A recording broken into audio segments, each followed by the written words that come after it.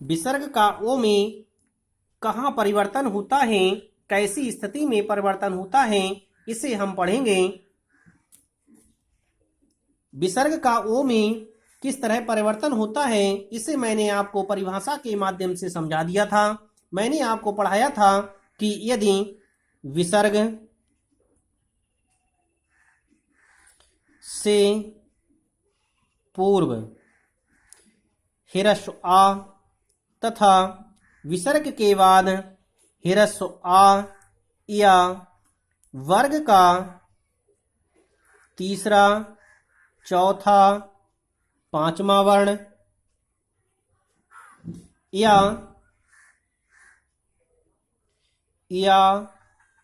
रा, ला, वा, हा में से कोई भी वर्ण आ जाता है तो विसर्ग ओ में परिवर्तित हो जाएगी।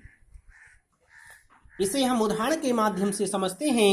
जैसे हमारा उदाहरण है मन प्लस बल। डियर स्टूडेंट्स, मन शब्द के अंत में विसर्ग आया हुआ है। विसर्ग से पूर्व ह्रस्व आया है। विसर्ग के बाद में ब व्यंजन आया है। ब व्यंजन पवर्ग का तीसरा वर्ण होता है। इसलिए नियम के अनुसार विसर्ग ओ में परिवर्तित हो जाएगी और नया शब्द बनेगा मनोबल। इसी तरह से अगला उदाहरण है मन प्लस रंजन। डियर स्टूडेंट्स, यदि हम इस उदाहरण को देखें तो मन शब्द के अंत में विसर्ग आया है। विसर्ग के बाद र व्यंजन आया है। इसलिए विसर्ग ओ में परिवर्तित हो जाएगी क्योंकि विसर्ग से पूर्व भी आ आया हुआ है। इसलिए विसर्ग ओ में परिवर्तित हो जाएगी और नया शब्द बनेगा मनोरंजन। डियर फ्रेंड्स, अगला उदाहरण है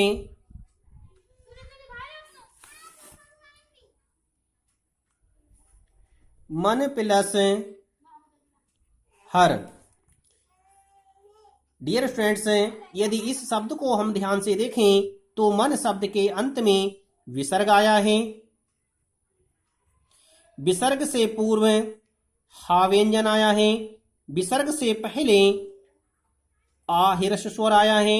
इसलिए नियम के अनुसार विसर्ग ओ में परिवर्तित हो जाएगी और नया शब्द बनेगा मनोहर।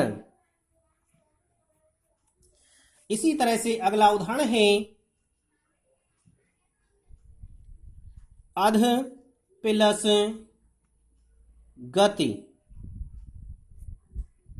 डियर स्टूडेंट्स, यदि इस उदाहरण को हम ध्यान से देखें तो अध शब्द के अंत में विसर्ग आया है। विसर्ग के बाद ग व्यंजन आया है। विसर्ग से पूर्व आ स्वर आया है। इसलिए विसर्ग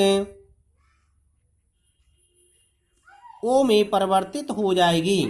विसर्ग का ओ हो जाएगा और नया शब्द बनेगा अधोगति।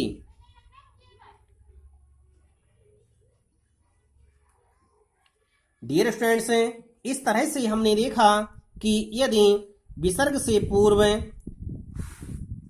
ह्रस्व आ हो और विसर्ग के बाद ह्रस्व आ या किसी भी वर्ग का तीसरा, चौथा या पांचवा या रा, ला, वा, हा में से कोई भी वर्ण आ जाता है तो विसर्ग ओ में परिवर्तित हो जाएगी।